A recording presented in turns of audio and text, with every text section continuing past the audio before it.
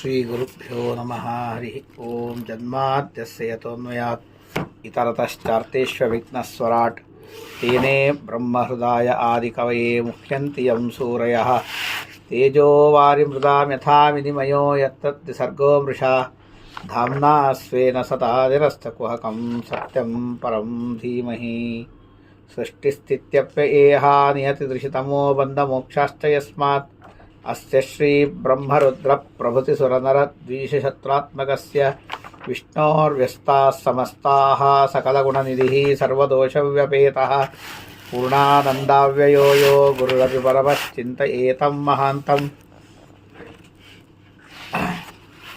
ಆದ್ಯಾದಿಲಕ್ಷ್ಮೀ ಭವಸು ಪ್ರಸನ್ನಾ ವಿಶುದ್ಧವಿಜ್ಞಾನಸುಕೈಕದೋಗ್ಧ್ರಿ ಅಜ್ಞಾನಹಂತ್ರಿ ತ್ರಿಗುಣಾತಿರಿಕ್ತಾ ಪ್ರಜ್ಞಾನನೇತ್ರೀ ಭವಸು ಪ್ರಸನ್ನ ಧರ್ಮವಿಜ್ಞಾನವೈರಾಗ್ಯಪರಮೈಶ್ವರ್ಯಶಾಲಿನಃ ಆನಂದತೀರ್ಥಭಗವತ್ಪಾದಾನ್ ವಂದೇ ನಿರಂತರಂ ಭವತಿ ಯದನುಭಾವಾದೇಡಮೂಕೋऽಪಿ ವಾಗ್ಮೀ ಜಡಪತಿರಪಿ ಜಂತುರ್ಜಾಯತೆ ಪ್ರಜ್ಞಮೌಲಿಃ सकलवचनचेतो देवता भारती सा मम वचसि निधत्तां सन्निधिं मानसे च नमोऽस्तु तात्विका देवाः विष्णुभक्तिपरायणाः धर्ममार्गे प्रेरयन्तु भवन्तः सर्व एव हि यस्वानुभाव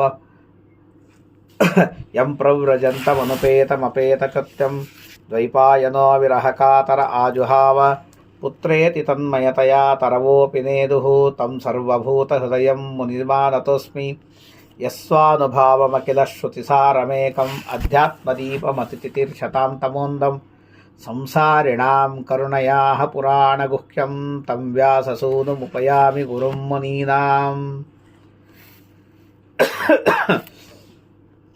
वक्रतुण्डमहाकाय सूर्यकोटिसमप्रभ निर्विघ्नं कुरु मे देव सर्वकार्येषु सर्वदा यस्य वाक्कामधेनुर्नः कामितार्थान् प्रयच्छति सेवेतं जययोगीन्द्रं कामबाणच्छिदं सदा नौमिन्यायसुधाधिकजयमुनीन् श्रीपादराट्सन्मणीन् व्यासार्यान् विविधागमाब्धिविहरान् श्रीवादिराजानपि वन्दे हंसवरान् रघुत्तमगुरून् वेदग्ध्यवारान्निधीन् श्रीसत्यव्रतराघवेन्द्रमुनिपान् सद्बोधसध्यानपान् सत्याभिघ्नकराब्जोत्थान् पञ्चाशद्वर्षपूजकान् सत्यप्रमोदतीर्थार्यान् नौमिन्यायसुधारतान् शास्त्रेषु पारदुष्वानं शास्त्रज्ञेषु च वत्सलं दीनभक्तोद्धारकरं सत्यात्मानं गुरुं भजे वेदेशमुनिसत्पादसेवासम्प्राप्तवैभवान् यादवार्यान् वरसुधा टीकाकारान्वयं नमः विद्यापीठविदातारं विद्यावारिधिचन्दिरं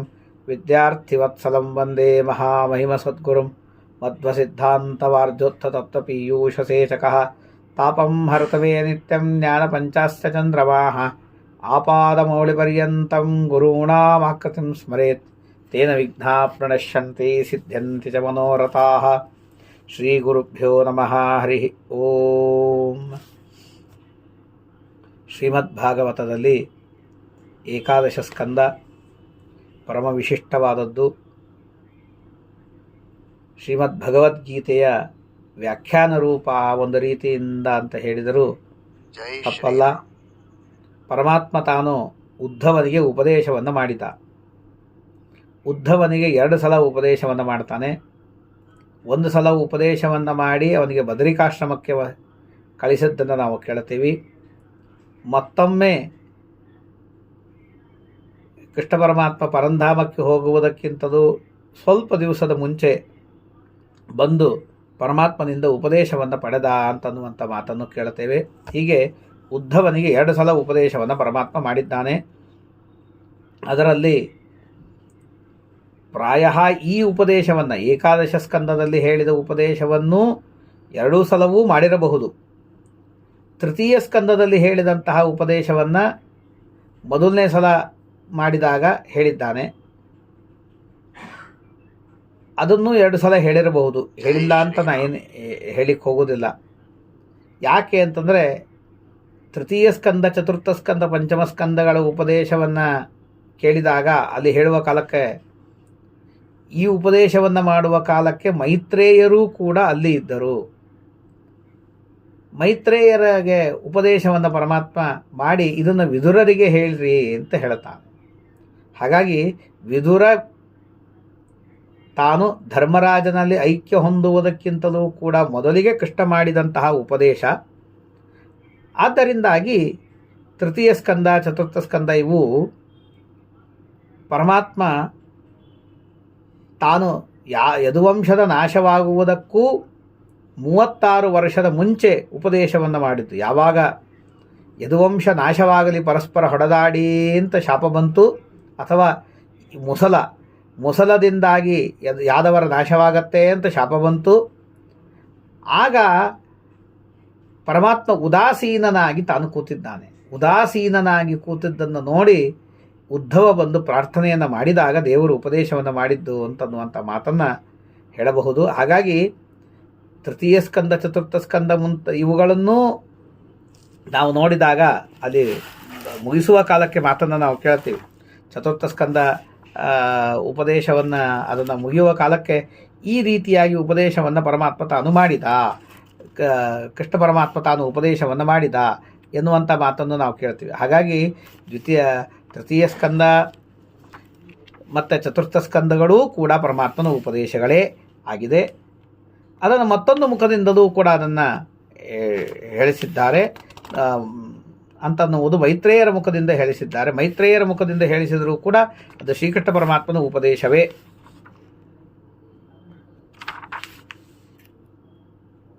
ಅದಕ್ಕೆ ಇತ್ಯಾನಮ್ಯ ತಮಾಮಂತ್ರ ವಿದುರೋ ಗಜಸಾಕ್ವಯಂ ಸ್ವಾನಾಂ ದಿದೃಕ್ಷುಪ್ರೇಯೋ ಜ್ಞಾತೀನಾಂ ನಿರ್ವೃತಾಶಯ ಏತದ್ವಶೃಣುಯಾತ್ ರಾಜನ್ ರಾಜ್ಞಾಂ ಹರ್ಯರ್ಪಿತಾತ್ಮನಾಂ ಆಯುರ್ಧನಂ ಯಶಸ್ವಸ್ತಿ ಗತಿಮೈಶ್ವರ್ಯಮಾಪ್ನುಯಾತ್ ಅಂತ ಚತುರ್ಥ ಸ್ಕಂದದ ಕೊನೆಯಲ್ಲಿ ಹೇಳಿದ್ದಕ್ಕಾಗಿ ತೃತೀಯ ಸ್ಕಂದ, ಚತುರ್ಥ ಸ್ಕಂದಗಳೂ ಕೂಡ ಶ್ರೀಕೃಷ್ಣ ಪರಮಾತ್ಮ ಮಾಡಿದ ಉಪದೇಶಗಳೇನೆ. ಜೊತೆಗೆ ಏಕಾದಶ ಸ್ಕಂದದಲ್ಲಿಯೂ ಕೂಡ ಕೃಷ್ಣ ಪರಮಾತ್ಮ ಮಾಡಿದಂತಹ ಉಪದೇಶಗಳೇನೆ ಆಗಿದೆ. ಇದರಲ್ಲಿ ಏಕಾದಶ ಸ್ಕಂದದಲ್ಲಿ ಶ್ರೀಕೃಷ್ಣ ಪರಮಾತ್ಮ ಮಾಡಿದಂತಹ ಉಪದೇಶದ ಮಾತುಗಳನ್ನು ಯಥಾಮತಿಯಾಗಿ ಕೆಲವೊಂದು ವಿಚಾರವನ್ನು ಮಾಡೋಣಂತೆ. ಇಲ್ಲಿ ಕೃತ್ವಾ ದೈತ್ಯವದಂ ಕೃಷ್ಣ ಸರಾಮೋ ಯದುವಿರ್ವೃತಃ ಭುವೋ ಅವತಾರಯದ್ಭಾರಂ ಯವಿಷ್ಟಂ ಜನಯನ್ ಕಲಿಂ. ಶ್ರೀಕೃಷ್ಣ ಪರಮಾತ್ಮ ದೈತ್ಯರ ಸಂಹಾರವನ್ನೆಲ್ಲ ಮಾಡಿದ. ಭೂಭಾರಭೂತರಾದಂತಹ ದೈತ್ಯರನ್ನೆಲ್ಲ ಬಲರಾಮದೇವರಿಂದ, ಯಾದವರಿಂದ, ಪಾಂಡವರಿಂದ ಕೂಡಿಕೊಂಡು ತಾನು ಅವರನ್ನೆಲ್ಲ ಸಂಹಾರ ಮಾಡಿ ಭೂಭಾರವನ್ನು ಇಳಿಸಿದ, ಅದನ್ನು ನಾಶ ಮಾಡಿದ. ಪರಸ್ಪರ ಭುವೋ ಅವತಾರಯದ್ಭಾರಂ ಯವಿಷ್ಟಂ ಜನಯನ್ ಕಲಿಂ. ಜೊತೆಗೆ ಭೂಭಾರರಾದಂತಹ ರಾಜರಲ್ಲಿ ಪರಸ್ಪರವಾಗಿ ಕಲಹವನ್ನು ಹುಟ್ಟಿಹಾಕಿ ಕುರುಕ್ಷೇತ್ರದಲ್ಲಿ ಹೊಡೆದಾಡಿ ಸಾಯುವಂತೆ ಮಾಡಿ ಭೂಭಾರವನ್ನು ಹಿಡಿದಿದ. ಏಕೋಪಿತಾ ಸುಬಹು ಪಾಂಡುಸುತಾ ಸಪತ್ನೈ ದುರ್ವಾದ ಹೇಳನ ಕಚಗ್ರಹಣಾದಿಭಿಸ್ತಾನ್ ಕೃತ್ವಾ ನಿಮಿತ್ತಮಿತರೇತರತಃ ಸಮೇತಾನ್ ಹತ್ವಾ ಪರಾನ್ ನಿರಹರತ್ ಕ್ಷತಿಭಾರಮೀಶಃ. ಪಾಂಡವರಿಗೆ ಕೋಪ ಬರುವಂತೆ ಆಯಿತು. ದುರ್ಯೋಧನಾದಿಗಳು ದುರ್ವಾದ ಹೇಳನ ಕಚಗ್ರಹಣಾದಿಭಿಸ್ತಾನ್, ಆಡಬಾರದ ಮಾತುಗಳನ್ನೆಲ್ಲ ಪಾಂಡವರನ್ನು ಕುರಿತು ಹೇಳಿದರು, ಬೈದರು, ಅವರನ್ನು ತಿರಸ್ಕಾರ ಮಾಡಿದರು, ಗೇಲಿ ಮಾಡಿದರು. ಅವರ ಹೆಂಡತಿಯ ಕೂದಲನ್ನು ಹಿಡಿದು ಅವಮಾನ ಮಾಡಿದರು, ರಾಜ್ಯವನ್ನು ಮೋಸದಿಂದ ಅಪಹಾರ ಮಾಡಿದರು, ವನಕ್ಕೆ ಕಳಿಸಿದರು, ಅಜ್ಞಾತವಾಸ ಮಾಡುವಂತೆ ಮಾಡಿದರು. ಇಷ್ಟೆಲ್ಲವನ್ನೂ ಸಹನ ಮಾಡಿಕೊಂಡು ಮಾಡಿದರೂ ಕೂಡ ತಿರುಗಿ ರಾಜ್ಯವನ್ನು ಕೊಡ್ರಿ ಅಂತ ಕೇಳಿದ್ರೆ ರಾಜ್ಯವನ್ನು ಕೊಡುವುದಕ್ಕೆ ತಿರಸ್ಕಾರ ಮಾಡಿದರು. ಅದನ್ನು ನಿಮಿತ್ತ ಮಾಡಿಕೊಂಡು ರಾಜರಲ್ಲಿ ಪರಸ್ಪರವಾಗಿ ಯುದ್ಧವಾಗುವಂತೆ ಮಾಡಿ ಅವರಿಂದ ಅವರನ್ನು ಸಂಹಾರ ಮಾಡಿ ಪರಮಾತ್ಮ ಭೂಭಾರವನ್ನು ನಾಶ ಮಾಡಿದ. ಭೂಭಾರ ರಾಜಭೃತನ ಯದುಭಿರ್ನಿರಸ್ಯ ಗುಪ್ತೈ ಸ್ವಬಾಹುಭಿರಚಿಂತಯದ ಅಪ್ರಮೇಯ ಮನ್ಯೇ ಅವನೇರ್ನನುಗತೋಪ್ಯಗತೋ ಹಿ ಭಾರೋ ಯದ್ಯಾದವಂ ಬಲಮಹೋ ಅವಿಷಹ್ಯಮಾಸ್ತೆ. ಹೀಗೆ ಭೂಭಾರವನ್ನು ನಾಶ ಮಾಡಿದ ಪರಮಾತ್ಮ ಯಾದವರ ಕಡೆಯಿಂದಲೂ ಭೂಭಾರ ನಾಶವನ್ನು ಮಾಡಿಸಿದ. 18 ಬಾರಿ ಜರಾಸಂಧ ತಾನು ಆಕ್ರಮಣ ಮಾಡಿಕೊಂಡು ಬಂದಾಗ ಅವನ ಸೈನ್ಯವನ್ನೂ ನಾಶ ಮಾಡಿ ಅದನ್ನೂ ನಾಶ ಮಾಡಿದ. ನಾಶ ಮಾಡಿ ಭೂಭಾರವನ್ನು ಅವರ ಕೈಯಿಂದಲೂ ನಾಶ ಮಾಡಿಸಿ ಆ ಪುಣ್ಯವನ್ನು ಅವರವರ ಯೋಗ್ಯತೆಗೆ ತಕ್ಕಷ್ಟು ಯಾದವರಿಗೂ ತಾನು ಹಂಚಿಕೊಟ್ಟ, ಅವರಿಗೂ ಬರುವಂತೆ ಮಾಡಿದ. ಮಾಡಿ ಭೂಭಾರ ಹೋದರೂ ಕೂಡ ಪರಮಾತ್ಮ ಅಂತಾರೆ, ಭೂಭಾರ ಹೋದರೂ ಭೂಭಾರ ಹೋಗಿಲ್ಲ. ಯಾಕೆ ಅಂತಂದರೆ ಈ ಯಾದವರೇ ಭೂಭಾರ ಆಗಿಬಿಟ್ಟಿದ್ದಾರೆ. ಯಾದವರು ಯಾಕೆ ಭೂಭಾರ ಅಂತಂದರೆ ಅದಕ್ಕೆ ಹೇಳ್ತಾರೆ, ಈ ಯಾದವರು ಇದ್ದರು ಅಂತಾದರೆ ಕಲಿಯುಗ ಪ್ರವರ್ತವಾಗುವುದಿಲ್ಲ. ಕಲಿಯುಗದಲ್ಲಿ ಸಜ್ಜನರು ಇದ್ದರೆ ಅವರ ಬುದ್ಧಿಯೂ ಕೆಡುತ್ತದೆ. ಅವರ ಬುದ್ಧಿಯೂ ಕೆಟ್ಟು ಅವರ ಅಧರ್ಮವನ್ನು ಮಾಡಿದರು ಅಂತಾದರೆ ಈ ಭೂಭಾರ ಬಹಳವಾಗ್ತದೆ. ಆದ್ದರಿಂದಾಗಿ ಗತೋಪಿ ಅಗತೋ ಹಿ ಭಾರ, ಭೂಭಾರ ಹೋದರೂ ಭೂಭಾರ ಹೋದಂತೆ ಆಗುವುದಿಲ್ಲ. ಆದ್ದರಿಂದಾಗಿ ಈ ಯಾದವ ಕುಲ ಏನಿದೆ, ಯಾದವ ಕುಲವನ್ನು ಉಳಿಸಿ ನಾನು ವೈಕುಂಠಕ್ಕೆ ಹೋಗುವುದಿಲ್ಲ. ಈ ಯಾದವರ ಕುಲವನ್ನು ಇನ್ನೊಬ್ಬರು ಯಾರಾದರೂ ನಾಶ ಮಾಡ್ತಾರೆ ಅಂತಂದರೆ ತನ್ನ ಬಾಹುಗಳಿಂದ ರಕ್ಷಿತವಾಗಿದೆ. ಆದ್ದರಿಂದಾಗಿ ಇದನ್ನು ಇನ್ನೊಬ್ಬರು ನಾಶ ಮಾಡಬಾರದು ಅಂತ ಹೇಳಿ, ನೈವಾನ್ಯತ ಪರಿಭವಸ್ಯ ಭವೇತ್ ಕಥಂಚಿತ್ ಮತ್ಸಂಶಯಸ್ಯ ವಿಭವೋನ್ನ ಹನಸ್ಯ ನಿತ್ಯಂ ಅಂತರ್ಕಲಿಂ ಯದುಕುಲಸ್ಯ ವಿಧಾಯ ವೇಣು ಸಂಘಸ್ಯ ವನ್ನಿಮಿವ ಶಾಂತಿಮುಪೈಮಿಧಾಮ. ಇವರಿಗೆ ಇನ್ನೊಬ್ಬರಿಂದ ಸಂಹಾರ ಆಗುವುದು ಬೇಡ. ಯಾಕೆ? ಮತ್ಸಂಶಯಸ್ಯ ವಿಭವೋನ್ನಹನಸ್ಯ ನಿತ್ಯಂ, ನನ್ನ ಸಂಶಯ ಮಾಡಿದ್ದಕ್ಕಾಗಿ ಭಾರೀ ವೈಭವ ಇದೆ. ಜ್ಞಾನ, ಭಕ್ತಿ, ವೈರಾಗ್ಯ ಇತ್ಯಾದಿಗಳ ವೈಭವ ಭಾರೀ ಇದೆ. ದೇವರ ಭಕ್ತಿಯ ವೈಭವ ಭಾರೀ ಇದೆ.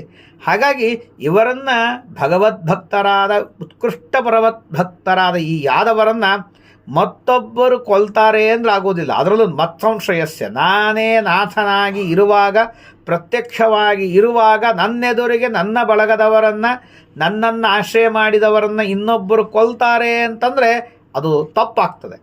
ಪರಮಾತ್ಮನನ್ನು ಆಶ್ರಯ ಮಾಡಿದವರು ಪರಮಾತ್ಮನ ಎದುರಿಗೇನೆ ಸಾಯ್ತಾರೆ ಅಂತಂದರೆ ಯೋಗಕ್ಷೇಮಂ ವಹಾಮ್ಯಹಂ ಎನ್ನುವ ಮಾತೇ ಹೋಗ್ತದೆ. ಆದ್ದರಿಂದಾಗಿ ಇನ್ನೊಬ್ಬರು ಕೊಲ್ಲುವುದು ಬೇಡ, ಇರುವುದು ಒಂದೇ ದಾರಿ. ಹೇಗೆ ವೇಣು ಸಂಘ, ಬಿದಿರಿನ ಮೆದೆಗಳು ಪರಸ್ಪರ ತಿಕ್ಕಾಡ್ತದೆ. ತಿಕ್ಕಾಡಿದ್ದಕ್ಕಾಗಿ ಗಾಳಿಯಿಂದ ತಿಕ್ಕಾಡ್ತದೆ, ಅದರಿಂದ ಬೆಂಕಿ ಹೊತ್ತದೆ. ಎಲ್ಲವೂ ಬೆಂಕಿ ಹೊತ್ತಿದ ಬೆಂಕಿ ಎಲ್ಲ ಇಡೀ ಬಿದಿರಿನ ಮೆದೆಯನ್ನು ಸುಟ್ಟು ಬೂದಿ ಮಾಡ್ತದೆ. ಸುಟ್ಟು ಬೂದಿಯಾಗಿ ತಾನು ಶಾಂತ ಆಗ್ತದೆ. ಹಾಗೆ ಇವರಲ್ಲಿ ನಾನು ಅಂತಃಕಲಹವನ್ನು ಹುಟ್ಟಿಸ್ತೀನಿ. ಅಂತಃಕಲಹವನ್ನು ಹುಟ್ಟಿಸಿ ಇವರೆಲ್ಲರೂ ಪರಸ್ಪರ ಹೊಡೆದಾಡಿ ಸಾಯುವಂತೆ ಮಾಡಿ, ನಾನು ಇವರೆಲ್ಲರೂ ಸತ್ತ ಮೇಲೆ ನಾನು ಅದೃಶ್ಯನಾಗಿ ನನ್ನ ಲೋಕಕ್ಕೆ, ನಾನು ಪರಂಧಾಮಕ್ಕೆ ಪ್ರಯಾಣವನ್ನು ಮಾಡ್ತೀನಿ ಅಂತ ಪರಮಾತ್ಮ ವಿಚಾರವನ್ನು ಮಾಡಿ, ಏವಂ ವ್ಯವಸಿತೋ ರಾಜನ್ ಸತ್ಯಸಂಕಲ್ಪ ಈಶ್ವರ ಶಾಪವ್ಯಾಜೇನ ವಿಪ್ರಾಣಂ ಸಂಜಕ್ರೇ ಸಕುಲಂ ವಿಭುಹು. ಹೀಗೆ ವಿಚಾರವನ್ನು ಮಾಡಿ ಬ್ರಾಹ್ಮಣರ ಶಾಪದ ನಿಮಿತ್ತದಿಂದಾಗಿ ತನ್ನ ಇಡೀ ಕುಲವನ್ನೇ ಪರಮಾತ್ಮ ತಾನು ನಾಶ ಮಾಡಿದ. ಸಮೂರ್ತ್ಯ ಲೋಕಲಾವಣ್ಯ ನಿರ್ಮುಕ್ತ್ಯ ಲೋಚನಂ ನೃಣಾಂ ಗೀರ್ಭಿಸ್ತಾಂ ಸ್ಮರತಾಂ ಚಿತ್ತಂ ಪದೈಸ್ತಾಂ ಈಕ್ಷತಾಂ ಕ್ರಿಯಃ ಆಚ್ಛಿತ್ಯ ಕೀರ್ತಿಂ ಸುಶ್ಲೋಕಾಂ ವಿತನ್ವನ್ ಅಂಜಸಾತು ಕೌ ತಮೋ ಅನಯಾ ತರಿಷ್ಯಂತಿ ತ್ಯಗಾತ್ಸಂ ಪದಮೀಶ್ವರ. ಪರಮಾತ್ಮನ ರೂಪದ ಮಹಿಮೆ ಹೇಳ್ತಾರೆ. ಎಷ್ಟು ಅದ್ಭುತ! ಲೋಕಲಾವಣ್ಯ ನಿರ್ಮುಕ್ತ್ಯ, ಜಗತ್ತಿನಲ್ಲಿ ಇರುವಂತಹ ಎಲ್ಲ ಲಾವಣ್ಯಗಳು, ಸೌಂದರ್ಯ ಅಂತೇನದೆ ಅದೆಲ್ಲವನ್ನು ತಿರಸ್ಕರಿಸುವಂತಹ ಪರಮಾತ್ಮನ ಅತ್ಯದ್ಭುತವಾದ ಅಲೌಕಿಕವಾದಂತಹ ಸೌಂದರ್ಯ, ಅದನ್ನು ನೋಡುವಂತಹ ಜನರಿಗೆ ಕಣ್ಣಿಗೆ ತೃಪ್ತಿಯೇ ಆಗುತ್ತಿದ್ದಿಲ್ಲಂತೆ. ಆ ಪರಮಾತ್ಮನನ್ನು ನೋಡಿ ನೋಡಿ ನೋಡಿ ನೋಡಿ ಧನ್ಯರಾಗ್ತಿದ್ರು ಅಂತಹ ಜನರು. ಆ ಪರಮಾತ್ಮನ ತಾಂ ಸ್ಮರತಾಂ, ಅದನ್ನು ವರ್ಣನೆ ಮಾಡ್ತಾ ಪರಮಾತ್ಮನ ರೂಪಗಳನ್ನು, ಪರಮಾತ್ಮನ ಮಹಿಮೆಗಳನ್ನು ಅದನ್ನು ಸ್ಮರಣೆಯನ್ನು ಮತ್ತೆ ಮತ್ತೆ ಮಾಡುವಂತಹ ಜನ ಇದ್ದಾರಲ್ಲ, ಅಂಥವರ ಪಾಪವನ್ನು ತಾನು ನಾಶ ಮಾಡ್ತಾನೆ ಪರಮಾತ್ಮ. ಅಂತಹ ಪರಮಾತ್ಮ ತನ್ನ ಮಹಿಮೆಯನ್ನು ಹೇಳಿ ಹೇಳಿ ಹೇಳಿ ಹೇಳಿ ಜನರು ಪಾಪದಿಂದ ನಿರ್ಮುಕ್ತರಾಗಿ ಮುಕ್ತಿಯನ್ನು ಹೊಂದುತ್ತಾರೆ. ತಮೋ ಅನಯ ತರಿಷ್ಯಂತಿ, ಈ ಸಂಸಾರವನ್ನು ನನ್ನ ಮಹಿಮೆಯನ್ನು ಹೇಳ್ತಾ ಹೇಳ್ತಾ ಚಿಂತನೆಯನ್ನು ಮಾಡ್ತಾ ದಾಟ್ತಾರೆ ಅಂತ ಪರಮಾತ್ಮ ತಾನು ವಿಚಾರವನ್ನು ಮಾಡಿದ್ದಂತೆ. ತರಿಷ್ಯಂತಿ ತ್ಯಗಾತ್ಸಂ ಪದಮೀಶ್ವರ ಅಂತ ಹೇಳಿದಾಗ ರಾಜರು ಕೇಳ್ತಾರೆ, ಬ್ರಹ್ಮಣ್ಯಾನಾಂ ವದಾನ್ಯಾನಾಂ ನಿತ್ಯಂ ವೃದ್ಧೋಪಸೇವಿನಾಂ ವಿಪ್ರಶಾಪ ಕಥಮಭೂತ್ ವೃಷ್ಣೀನಾಂ ಕೃಷ್ಣಚೇತಸಾಂ. ಸ್ವಾಮಿ, ಯಾದವರು ಬ್ರಹ್ಮಣ್ಯರು, ಅದೇ ಬ್ರಾಹ್ಮಣರ ಭಕ್ತರು, ಜ್ಞಾನಿಗಳು, ತಿಳಿದವರು, ನಿತ್ಯದಲ್ಲಿಯೂ ವೃದ್ಧರ ಜ್ಞಾನಿಗಳ ಸೇವೆಯನ್ನು ಮಾಡುವಂತಹ ಜನ. ಬ್ರಾಹ್ಮಣ ಭಕ್ತರಿಗೆ, ವೃದ್ಧರಾದಂಥವರನ್ನು ಸೇವೆ ಮಾಡುವಂತಹ ಜನರಿಗೆ ಬ್ರಾಹ್ಮಣರ ಶಾಪ ಬರ್ತದೆ ಹೇಗೆ? ಅವರ ಶಾಪ ಬಂತಾದರೂ ಹೇಗೆ? ಯಾರು ಬ್ರಾಹ್ಮಣರ ಸೇವೆಯನ್ನು ಮಾಡ್ತಾರೆ ಅವರಿಗೆ ಬ್ರಾಹ್ಮಣರು ಶಾಪ ಕೊಡುವ ಪ್ರಸಕ್ತಿ ಎಲ್ಲಿಂದ ಬರ್ತದೆ? ಅವರಿಗೆ ಶಾಪವನ್ನು ಕೊಡುವಂತಹ ಪ್ರಸಕ್ತಿಯೇ ಇಲ್ಲ. ಅಂದಮೇಲೆ ಅವರಿಗೆ ಶಾಪ ಆದರೂ ಬಂತು ಹೇಗೆ? ಬ್ರಾಹ್ಮಣರ ಭಕ್ತರಿಗೆ ಬ್ರಾಹ್ಮಣರ ಶಾಪ ಬರೋದಕ್ಕೆ ಸಾಧ್ಯ ಇಲ್ಲ. ಯನ್ನಿಮಿತ್ತೋ ಯದೋಶಾಪ ಯಾದೃಶೋ ದ್ವಿಜಸತ್ತಮ. ಯಾವುದರ ನಿಮಿತ್ತಕವಾಗಿ ಯಾದವರಿಗೆ ಶಾಪ ಬಂತು, ಏನು ನಿಮಿತ್ತ ಏನು, ಇವೆಲ್ಲವನ್ನೂ ಕಥಂ ಏಕಾತ್ಮನಾಂ ಭೇದ ಏತತ್ ಸರ್ವಂ ವದಸ್ವನಮಿ. ಎಲ್ಲರೂ ಒಗ್ಗಟ್ಟಿನ ಜನ, ಒಗ್ಗಟ್ಟಿನಿಂದ ಯಾದವರಿಗೆ ಜಗಳ ಹುಟ್ಟಿತು ಹೇಗೆ ಅಂತನ್ನುವಂಥ ಪ್ರಶ್ನೆ. ಅದಕ್ಕೆ ಹೇಳ್ತಾರೆ, ಇಷ್ಟು ಕೇಳಿದಾಗ ಹೇಳ್ತಾರೆ, ಈ ಎಲ್ಲ ಜಗಳ, ಈ ಎಲ್ಲ ಬ್ರಾಹ್ಮಣ ಭಕ್ತರಾದಂತಹ ಯಾದವರಿಗೂ ಬ್ರಾಹ್ಮಣರ ಶಾಪ ಬರುವುದಕ್ಕೆ ಕಾರಣ ಒಗ್ಗಟ್ಟಿನಿಂದ ಇದ್ದಂತಹ, ಒಮ್ಮನಸ್ಸಿನಿಂದ ಇದ್ದಂತಹ ಯಾದವರಲ್ಲಿಯೂ ಕಲಹ. ಇದು ಆದದ್ದು ಕೇವಲ ಭಗವಂತನ ಇಚ್ಛೆಯಿಂದ, ಅದನ್ನು ಬಿಟ್ಟರೆ ಮತ್ತೊಂದು ಇಲ್ಲ ಅಂತನ್ನುವಂತಹ ಒಂದು ಮಾತನ್ನು ಹೇಳ್ತಾರೆ. ಬಿಭ್ರತ್ ವಪು ಸಕಲ ಸುಂದರ ಸನ್ನಿವೇಶಂ ಕರ್ಮಾಚರನ್ ಭವಿಸು ಮಂಗಳಂ ಆಪ್ತಕಾಮಃ ಆಸ್ತಾಯ ಧಾಮ ರಮಮಾಣ ಉದಾರ ಕೀರ್ತಿ ಸಂಹರ್ತಮೈಚ್ಛತ ಕುಲಂ ಸ್ಥಿತಕೃತ್ಯ ಶೇಷಃ. ಪರಮಾತ್ಮ ಜಗತ್ತಿನಲ್ಲಿ ಸಕಲ ಸುಂದರ ಸನ್ನಿವೇಶ, ಏನೇನು ಸೌಂದರ್ಯ ಅಂತ ಇದೆ ಆ ಎಲ್ಲ ಸೌಂದರ್ಯಗಳು ಸೇರಿದಂತಹ ತನ್ನ ಅದ್ಭುತವಾದ ರೂಪ, ಅತೀಂದ್ರಿಯವಾದಂತಹ ರೂಪ, ಆ ತರಹದ ಸೌಂದರ್ಯವನ್ನು ತೋರಿಸುವಂತಹ ಪರಮಾತ್ಮ ರೂಪವನ್ನು ತಾನು ಜಗತ್ತಿನಲ್ಲಿ ಧಾರಣೆಯನ್ನು ಮಾಡ್ತಾ, ಅದನ್ನು ತೋರಿಸ್ತಾ, ವ್ಯಕ್ತವನ್ನು ಮಾಡ್ತಾ, ಕರ್ಮಾಚರನ್ ಭವಿಸು ಮಂಗಳಂ ಆಪ್ತಕಾಮಃ, ಅತ್ಯಂತ ಪರಮ ಮಂಗಳಕರವಾದಂತಹ ಕಾರ್ಯಗಳನ್ನು ಪರಮಾತ್ಮ ಮಾಡ್ತಿದ್ದ. ಯಾವುದನ್ನು ಸ್ಮರಣೆ ಮಾಡಿದರೆ ಎಲ್ಲರ ಪಾಪಗಳು ಹೋಗ್ತವೆ ಅಂತಹ ಮಂಗಳಕರವಾದಂತಹ ಕಾರ್ಯಗಳನ್ನು ಮಾಡ್ತಾ, ಆ ಕರ್ಮಗಳನ್ನು ಯಾಕೆ ಮಾಡ್ತಿದ್ದ ಅಂದರೆ ಸ್ಮರಿಸುವ ಜನರಿಗೆ ಪಾಪ ಹೋಗಲಿ ಅಂತ ಮಾಡ್ತಿದ್ದ. ಅವನಿಗೆ ಅದರಿಂದ ಏನೂ ಇಲ್ಲ, ಅವನು ಆಪ್ತಕಾಮ. ಅಂತಹ ಪರಮಾತ್ಮ ಆಸ್ತಾಯ ಧಾಮ ರಮಮಾಣ ಉದಾರ ಕೀರ್ತಿ. ಇಂತಹ ಪರಮಾತ್ಮ ಜಗತ್ತಿನಲ್ಲಿ ಇದ್ದಾಗ ತನ್ನ ಕುಲವನ್ನು ಸಂಹಾರ ಮಾಡಬೇಕು ಅಂತ ತಾನೇ ಇಚ್ಛೆ ಮಾಡಿದ. ಸ್ಥಿತಕೃತ್ಯ ಶೇಷ, ಎಲ್ಲ ಕಾರ್ಯ ಮುಗಿದಿದ್ದರೂ ಯಾದವ ಸಂಹಾರ ಎನ್ನುವಂತಹ ಒಂದು ಕಾರ್ಯ ಉಳಿದಿದೆ. ಆದ್ದರಿಂದಾಗಿ ಸ್ಥಿತಕೃತ್ಯ ಶೇಷ ಪರಮಾತ್ಮ ವಿಚಾರ ಮಾಡಿದ. ಕರ್ಮಾಣಿ ಪುಣ್ಯ ನಿವಹಾನಿ ಸುಮಂಗಲಾನಿ ಗಾಯಜ್ಜಗತ್ ಕಲಿಮಲಾಪಹರಾಣಿ ಕೃತ್ವ ಕಾಲಾತ್ಮನ ನಿವಸತ ಯದುದೇವ ಗೇಹೆ ಪಿಂಡಾರಕಂ ಸಮಗಮತ್ ಮುನಯೋ ಸೃಷ್ಟಾಹ. ಪರಮಾತ್ಮ ಮಾಡಿದ ಉಪಾಯವನ್ನು ಹೇಳುತ್ತಾರೆ. ಪರಮಾತ್ಮ ಅತ್ಯದ್ಭುತವಾದಂತಹ ಕಾರ್ಯಗಳನ್ನು ಮಾಡುತ್ತಿದ್ದ. ಆ ಕಾರ್ಯಗಳನ್ನು ದೇವರು ಮಾಡಿದ ಒಂದೊಂದು ಕೆಲಸಗಳನ್ನು ನೆನೆಸಿದರೂ ಎಲ್ಲರಿಗೂ ಕಲಿಯ ದೋಷಗಳು ಹೋಗ್ತದೆ. ಶ್ರೀಮದಾಚಾರ್ಯರ ಚರಿತ್ರೆಯಲ್ಲೇ ಕೇಳ್ತೀವಿ, ಗಮನಾಸನ ಸಂಖತಾದಿಲೀಲಾ ಸ್ಮೃತಿ ಮಾತ್ರೇಣ ಭವಾಪ ವರ್ಗಧಾತ್ರೀಹಿ ಅಂತ. ಶ್ರೀಮದಾಚಾರ್ಯರ ಚರಿತ್ರೆಯೇ ಹೀಗಿರುವ ಕಾಲಕ್ಕೆ ಶ್ರೀಮದಾಚಾರ್ಯರಿಂದ ಉಪಾಸ್ಯನಾದಂತಹ ದೇವ, ಅನಂತ ಕೋಟಿ ಬ್ರಹ್ಮಾಂಡ ನಾಯಕ, ಅನಂತ ಬ್ರಹ್ಮಾದಿ ಮುಕ್ತಾಮುಕ್ತ ಬ್ರಹ್ಮಾದಿಗಳಿಂದ ವಂದನಾದಂತಹ ಪರಮಾತ್ಮ, ಅವನು ಮಾಡುವ ಪ್ರತಿಯೊಂದು ಲೀಲೆಗಳು ಪುಣ್ಯತಮವಾದದ್ದು. ಸ್ಮರಣೆ ಮಾಡುವಂತಹ ಜನರಿಗೆ ಕಲಿದೋಷವನ್ನು ನಾಶ ಮಾಡ್ತದೆ ಅಂತ ಪ್ರತ್ಯೇಕ ಹೇಳಬೇಕಾಗಿಲ್ಲ. ಅಂತಹ ಪರಮಾತ್ಮ ಕಾಲಾತ್ಮನ ಕಾಲರೂಪದಿಂದಾಗಿ ವಸುದೇವನ ಮನೆಯಲ್ಲಿ ವಾಸ ಮಾಡ್ತಾ ಇದ್ದಾನಂತೆ. ಯಾಕೆ ಅಂತಂದರೆ ಆಗ ಸಂಹಾರಕ್ಕಾಗಿಯೇ, ದುಷ್ಟ ಸಂಹಾರಕ್ಕಾಗಿಯೇ ಬಂದದ್ದ. ಹಾಗಾಗಿ ಕಾಲಾತ್ಮನ ಅಂತ ಹೇಳ್ತಾರೆ. ಅದಕ್ಕೆ ಕಾಲೋಸ್ಮಿಲೋಕ ಕ್ಷೇಕೃತ್ ಪ್ರವೃದ್ಧ ಅಂತ ತಾನು ತನ್ನ ಕಾಲನಾಮಕ ರೂಪವನ್ನು ತಂದು ಅಂತ ಪರಮಾತ್ಮ ಹೇಳ್ತಾನೆ. ಆ ಸಮಯಕ್ಕೆ ಎಲ್ಲ ಋಷಿಗಳು ಮುನಿಗಳು ಎಲ್ಲರೂ ಕೂಡ ಪಿಂಡಾರಕಕ್ಕೆ ಬಂದಿದ್ದಾರಂತೆ. ಪರಮಾತ್ಮನ ಪ್ರೇರಣೆ ಯಾಕೆ ಬಂದರು ಅಂದರೆ ಪರಮಾತ್ಮನ ಪ್ರೇರಣೆ ಬರಬೇಕು ಅನ್ನಿಸ್ತು. ಎಲ್ಲರೂ ಬಂದಿದ್ದಾರೆ. ಎಂತೆಂಥ ಋಷಿಗಳು, ವಿಶ್ವಾಮಿತ್ರ, ಅಸಿತ, ಕಣ್ವ, ದೂರ್ವಾಸ, ಭೃಗು ಋಷಿಗಳು, ಅಂಗಿರಸರು, ಕಶ್ಯಪರು, ವಾಮದೇವ, ಅತ್ರಿ, ವಸಿಷ್ಠ, ನಾರದಾದಿಗಳೆಲ್ಲರೂ ಬಂದಿದ್ದಾರಂತೆ. ಆ ಸಮಯಕ್ಕೆ ಅಲ್ಲಿ ವಿಹಾರವನ್ನು ಮಾಡುವಂತಹ ಯಾದವ ಕುಮಾರರು ಅವರೆಲ್ಲರೂ ನೋಡಿದ್ದಾರಂತೆ. ಕ್ರೀಡಂತಸ್ತಾನುಪವ್ರಜ ಕುಮಾರ ಯದುನಂದನಃ ಉಪಸಂಗೃಹ್ಯ ಪಪೃಚ್ಛು ಅವಿನೀತ ವಿನೀತವತ್. ವಿನೀತರ ಅಲ್ಲ, ಅವಿನಯದಿಂದಾಗಿ ಉದ್ಧಟರಾದರೂ ವಿನಯದ ವೇಷವನ್ನು ತೊಟ್ಟು ತಾವು ಅಲ್ಲಿ ಬಂದು ಋಷಿಗಳಿಗೆ ನಮಸ್ಕಾರ ಮಾಡ್ತಿದ್ದಾರಂತೆ. ಅಲ್ಲಿ ಬಂದವರೆಲ್ಲರೂ ವೇಷ ತೊಟ್ಟವರೇ. ಮೇಲೆ ನೋಡಲಿಕ್ಕೆ ವೇಷವನ್ನು ಮರೆಮಾಚಿದ್ದು ಸಾಂಬನಿಗೆ ಸ್ತ್ರೀ ವೇಷವನ್ನು ಹಾಕಿದ್ದಾರೆ. ಸ್ತ್ರೀ ವೇಷವನ್ನು ಹಾಕಿ ಕರೆದುಕೊಂಡು ಬಂದು ಕೇಳ್ತಾರೆ, ಸ್ವಾಮಿ ಇವಳು ಗರ್ಭಿಣಿ ಇದ್ದಾಳೆ, ಇವಳು ಎಂತಹ ಕೂಸನ್ನು ಹಡಿತಾಳೆ, ಹೆಣ್ಣನ್ನು ಹಡಿತಾಳೋ ಗಂಡನ್ನು ಹಡಿತಾಳೋ ಅಂತ ಕೇಳಬೇಕಾಗಿದೆ. ಆದರೆ ಅವಳಿಗೆ ನಾಚಿಕೆ ಆಗಿದೆ. ನೀವು ತ್ರಿಕಾಲಗ್ನರು, ಎಲ್ಲವನ್ನೂ ಬಲ್ಲವರು, ಮುಚ್ಚಿದ್ದನ್ನು ಅಂದರೆ ದೂರಸ್ಥ ಅಂತಸ್ಥ ವ್ಯವಹಿತ ಅಂತರ್ಹಿತ ಎಲ್ಲವನ್ನೂ ಬಲ್ಲವರು. ಹಾಗಾಗಿ ಇವಳ ಹೊಟ್ಟೆಯಲ್ಲಿ ಯಾವ ಕೂಸಿದೆ ಅಂತ ಹೇಳಿ ಅಂತ ವೇಷ ಹಾಕಿದ್ದು ಜಾಂಬವತಿಗೆ ಸ್ತ್ರೀ ವೇಷ, ಆದರೆ ಅವಿನಯದ ವೇಷವನ್ನು ಎಲ್ಲರೂ ಹಾಕಿಕೊಂಡು ಬಂದು ವಿನೀತರಂತೆ ಅವಿನೀತರಾದವರು ವಿನಯದ ವೇಷವನ್ನು ಹಾಕಿಕೊಂಡು ಬಂದು ಕೇಳ್ತಾ ಇದ್ದಾರಂತೆ.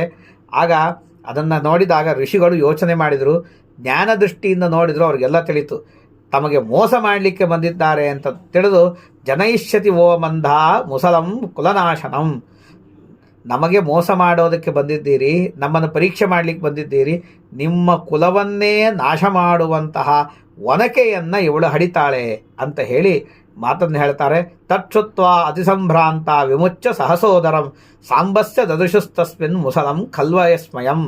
ಆಗ ಗಾಬರಿ ಆದರು, ಏನಾಯಿತು ಅಂತ ಹೇಳಿ ಆ ಸೀರೆಯನ್ನು ಉಡಿಸಿದ್ರು. ಆ ಸೀರೆಯನ್ನು ತೆಗೆದು ನೋಡ್ತಾರೆ, ಅಲ್ಲಿ ಏನು ಇಲ್ಲಿ ಸತ್ಯಧರ್ಮರೋ ಅಲ್ಲ ಶ್ರೀನಿವಾಸ ತೀರ್ಥರು ಮುಂತಾದ ಟಿಪ್ಪಣಿಕಾರರು ಬರೆದಂಥ ಮಾತಲ್ಲಿ ಹೇಳ್ತಾರೆ, ಅವರೇನು ಬಸರಿಯಂತೆ ಕಾಣುವುದಕ್ಕೋಸ್ಕರವಾಗಿ ಆ ಹರಿದ ಬಟ್ಟೆಗಳನ್ನೋ ಮತ್ತೊಂದೋ ಮಗದೊಂದನ್ನೋ ಎಲ್ಲ ಸೇರಿಸಿ ಇಟ್ಟಿದ್ರು, ಅವೇ ಮುಸಲವಾಗಿ ಪರಿಣಾಮ ಹೊಂದಿದೆ ಅಂತ ಹೇಳಬೇಕು ಅಂತ ಒಬ್ಬರು ಬರೀತಾರೆ.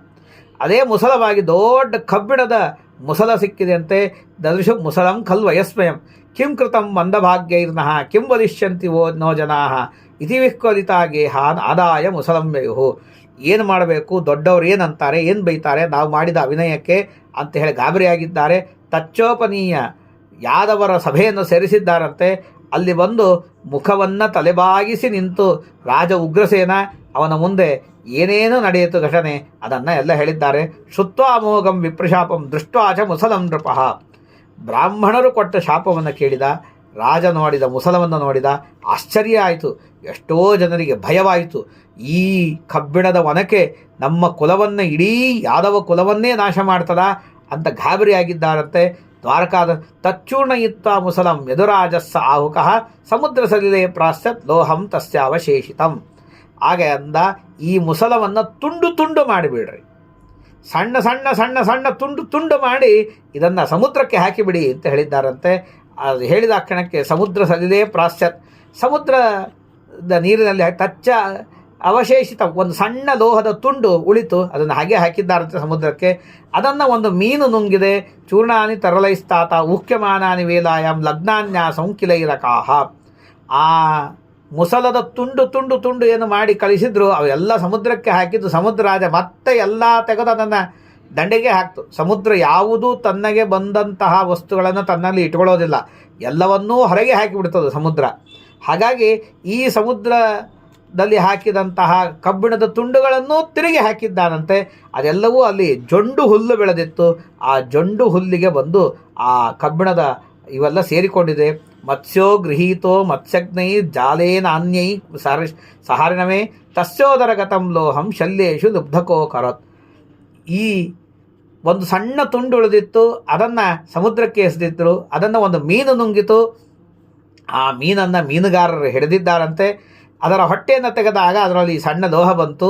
ಆ ಲೋಹವನ್ನು ಒಬ್ಬ ಬೇಟೆಗಾರ ಅದನ್ನು ತನ್ನ ಬಾಣಕ್ಕೆ ಸಿಗಿಸಿದ್ದಾನಂತೆ. ಇದೆಲ್ಲವೂ ಪರಮಾತ್ಮನಿಗೆ ಗೊತ್ತು. ಭಗವಾನ್ ಜ್ಞಾತ ಸರ್ವಾರ್ಥಃ ಈಶ್ವರೋಪಿ ತದನ್ಯಥ ಕರ್ತುಂ ನೈಚ್ಛತ್ ವಿಪ್ರಶಾಪಂ ಕಾಲರೂಪ್ಯನ್ವಮೋದತ. ಪರಮಾತ್ಮನಿಗೆ ಎಲ್ಲವೂ ಗೊತ್ತಿದ್ದರೂ ಕೂಡ ಸರ್ವಜ್ಞನಾಗಿದ್ದಾನೆ. ಈಶ್ವರ ಬ್ರಹ್ಮಾದಿ ದೇವತೆಗಳನ್ನು ನಿಯಮನ ಮಾಡುವಂತಹ ಪರಮಾತ್ಮ, ಅವನಿಗೆ ಈ ಬ್ರಾಹ್ಮಣರ ಶಾಪವನ್ನು ವ್ಯತ್ಯಾಸವನ್ನು ಮಾಡಲಿಕ್ಕೆ ಬರೋಲ್ವಾ? ಅವಶ್ಯವಾಗಿ ಬರ್ತದೆ.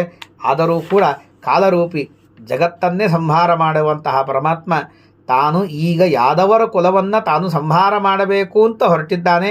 ಆದ್ದರಿಂದಾಗಿ ಈ ಶಾಪವನ್ನು ಅನ್ವಮೋದತ ಅಂಗೀಕಾರ ಮಾಡಿದ. ಆಗಲಿ, ಈ ಶಾಪ ನಡೆಯಲಿ, ಇದನ್ನು ಒಪ್ಪೋಣ ಅಂತ ಹೇಳಿದ. ಇಷ್ಟು ಹೇಳಿದ ಮೇಲೆ ಆ ಪರಮಾತ್ಮ ತಾನು ರಕ್ಷಣೆ ಮಾಡುವಂತಹ ದ್ವಾರಕಾಪಟ್ಟಣದಲ್ಲಿ ನಾರದರು ಕೃಷ್ಣ ಪರಮಾತ್ಮದ ಉಪಾಸನೆಯನ್ನು ಮಾಡ್ತಾ ದೇವರ ಜೊತೆಗೆ ನಿತ್ಯ ಸಂವಾದವನ್ನು ಮಾಡ್ತಾ ದೇವರ ದರ್ಶನವನ್ನು ಮಾಡ್ಕೋತಾ ದ್ವಾರಕಾದಲ್ಲೇ ನಾರದರಿದ್ದಾರಂತೆ. ಅನೇಕ ದಿವಸ ಇದ್ದಾರಂತೆ. ಕೋದುರಾಜನ್ ಇಂದ್ರಿಯವಾನ್ ಮುಕುಂದ ಚರಣಾಂಬುಜಂ ನಭಜೇತ್ ಸರ್ವತೋ ಮೃತ್ಯು ಉಪಾಸ್ಯ ಮಮರೋತ್ತಮೈಹಿ. ಅದಕ್ಕೆ ಹೇಳ್ತಾರೆ, ಯಾವ ವ್ಯಕ್ತಿ ತಾನೇ ಈ ಪರಮಾತ್ಮನ ಉಪಾಸನೆಯನ್ನು ಮಾಡೋದಿಲ್ಲ, ಯಾರು ತಾನೇ ಈ ಅತ್ಯಂತ ಸುಖ ಕಾರಣವಾದ ಮೋಕ್ಷ ಸುಖವನ್ನು ಕೊಡುವಂತಹ ಪರಮಾತ್ಮನ ಪಾದಾರವಿಂದಗಳನ್ನು ಭಜನೆ ಮಾಡೋದಿಲ್ಲ. ಯಾಕೆ ಅಂತಂದರೆ ಪರಮಾತ್ಮನ ಪಾದಾರವಿಂದವನ್ನು ಬಿಟ್ಟು ಬೇರೆ ಎಲ್ಲ ಕಡೆಗೂ ಕೂಡ ಮರಣ ಇದೆ, ಮೃತ್ಯು ಇದೆ, ಸಂಸಾರ ಇದೆ. ನಮ್ಮ ಜ್ಞಾನವನ್ನು ನಾಶ ಮಾಡುವಂತಹ ಭಯ ಎಲ್ಲ ಕಡೆಗೆ ಇದೆ. ಹಾಗಾಗಿ ದೇವಾದಿ ದೇವತೆಗಳು ಭಜನೆ ಮಾಡುವ ಪರಮಾತ್ಮನ ಪಾದಾಂಬುಜವನ್ನು ಯಾರು ಸ್ಮರಣೆ ಮಾಡೋದಿಲ್ಲ, ಭಜನೆ ಮಾಡೋದಿಲ್ಲ. ಹಾಗಾಗಿ ನಾರದರು ಅಲ್ಲೇ ದ್ವಾರಕಾಪಟ್ಟಣದಲ್ಲಿ ವಾಸವನ್ನು ಮಾಡ್ತಾ ಇದ್ದಾರೆ. ಅಂತಹ ನಾರದರು ಏಕಾಂತದಲ್ಲಿ ಇದ್ದಾಗ ವಸುದೇವನ ಮನೆಗೆ ಬಂದಿದ್ದಾರಂತೆ, ಏಕಾಂತದಲ್ಲಿ ಕೂತಿದ್ದಾರೆ. ಆಗ ಅವರಿಗೆ ಮರ್ಯಾದೆಯನ್ನು ಮಾಡಿದ್ದಾನಂತೆ. ಮರ್ಯಾದೆಯನ್ನು ಮಾಡಿ ನಮಸ್ಕಾರವನ್ನು ಮಾಡಿ ಭಗವನ್ ಭವತೋ ಯಾತ್ರಾ ಸ್ವಸ್ಥಯೇ ಸರ್ವದೇಹಿನಾಂ ಕೃಪಣಾನಾಂ ಯಥಾಚಿ ಪಿತ್ರೋಹೋ ಉತ್ತಮ ಶ್ಲೋಕವರ್ತ್ಮನಃ ಅಂತ ಹೇಳಿ ವಸುದೇವ ತಾನು ಪ್ರಶ್ನೆಯನ್ನು ಕೇಳ್ತಾನೆ. ಅದೇನು ಪ್ರಶ್ನೆಯನ್ನು ಕೇಳಿದ, ಏನು ಉತ್ತರವನ್ನು ಹೇಳಿದರು ಇತ್ಯಾದಿಗಳನ್ನು ನೋಡೋಣ ಅಂತ ಹೇಳುತ್ತಾ ಮುಂದೆ ನೋಡೋಣ. ಶ್ರೀಕೃಷ್ಣಾರ್ಪಣಮಸ್ತು.